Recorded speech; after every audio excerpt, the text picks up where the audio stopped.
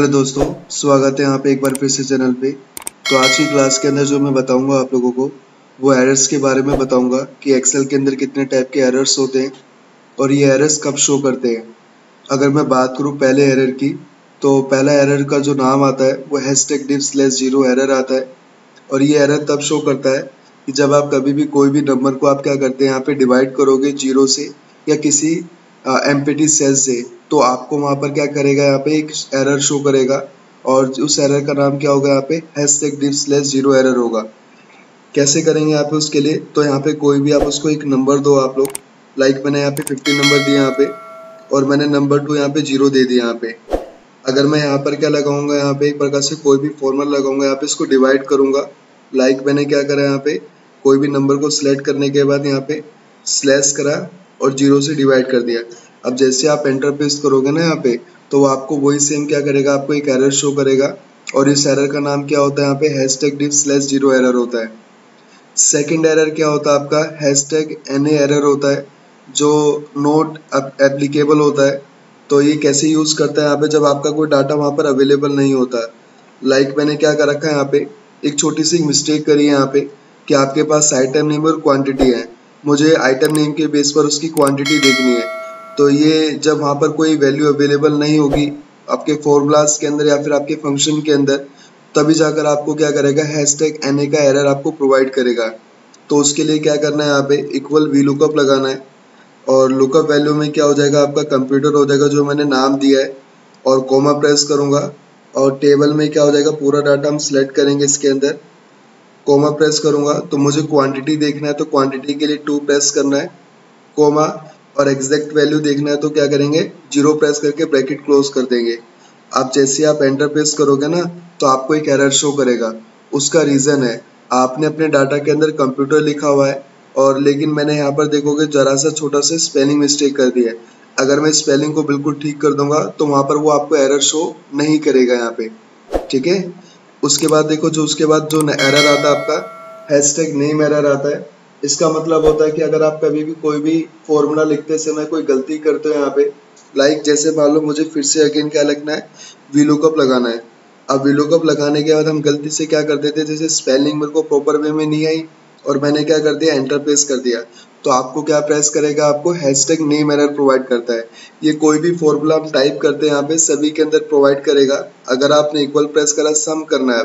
अब सम करने के बाद मैंने ब्रैकेट ओपन नहीं किया, मैंने क्या करा, एंटर प्रेस कर दिया, तो वो आपको क्या करेगा, #name एरर का आपको शो करेगा, क्योंकि आपको फॉर्मूला लिखने का तरीका नहीं पता है कि हम फॉर्मूला कैसे लिखते हैं एक्सेल के अंदर, ठीक है।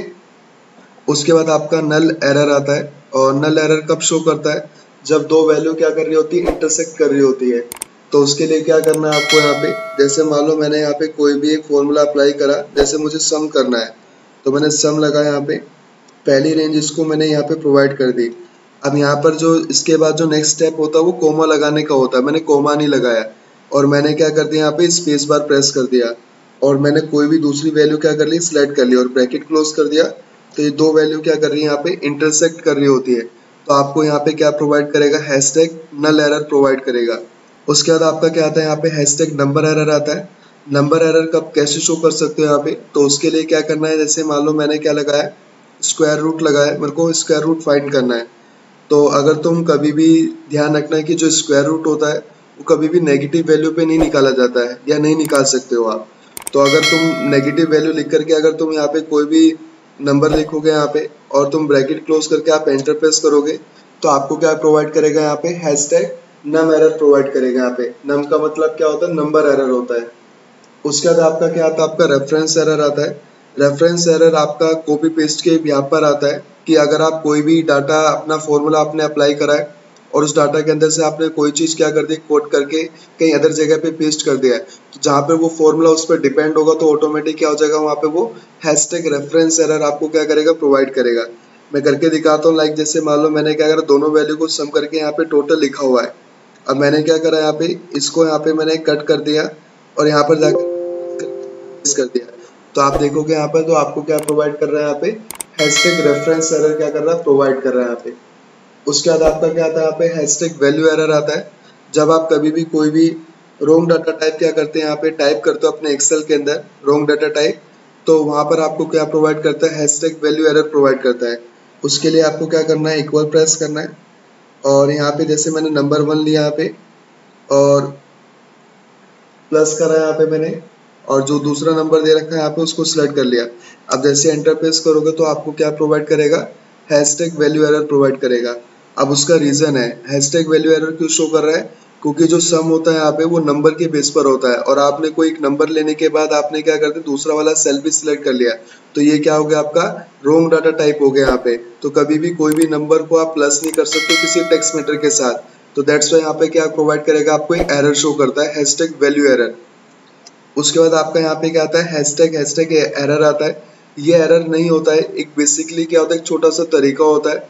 अगर आप कभी भी आप कभी देखना कि जब हम कभी भी कोई भी बड़ा डाटा टाइप करते हैं तो उसमें क्या करता है, वो आपको एक कॉलम की विड्थ के हिसाब से वो क्या करता है, यहाँ पे वो हैशटैग प्रोवाइड कर देता है।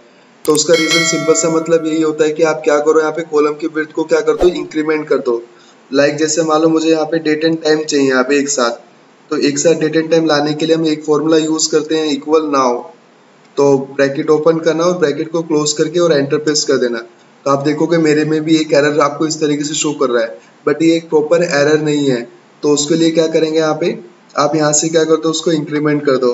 अब जैसे इंक्रीमेंट करोगे ना तो ऑटोमेटिक देखोगे वो एरर आपका क्या हो जाएगा, यहाँ पे रिमूव हो जाएगा यहाँ पे। तो ये हमारे थे यहाँ पे टाइप्स ऑफ एरर यहाँ पे।